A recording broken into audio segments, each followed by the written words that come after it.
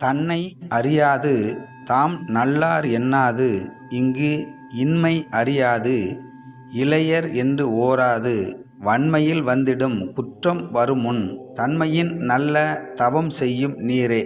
திருமந்திரம் 255வது பாடல். குற்றங்கள் வந்து வாழ்க்கையை ஆட்கொள்ளும் முன் இளமை மயக்கத்தை விட்டு தன்னை அறிந்து நல்ல தவம் செய்ய வேண்டும். தன்னை யார் என்று உணராமல் தன்னுடைய குறைகளை காணாமல் உலகம் நிலையானது என்று எண்ணி இளமை நிலையாக இருப்பது போல் கருதி ஆசை, கோபம், அகந்தை போன்றவற்றிற்கு இடம் கொடுத்து சீரழிந்து போகாமல் தவம் செய்ய வேண்டும். தன்னுடைய உண்மையான நிலை அறியாமல் நான் நல்லவன் என்ற அகந்தையுடன் உலகமும் உடலும் அழியக்கூடியது, நிலையற்றது என்று அகந்தையால் எண்ணாமல் இளமை நிலையாக இருப்பதாக நினைத்து ஆசை, கோபம், அகந்தை குற்றங்கள் செய்யாமல் தன் இயல்பை அறிந்து தவம் செய்ய வேண்டும் என்று கூறுகிறார்.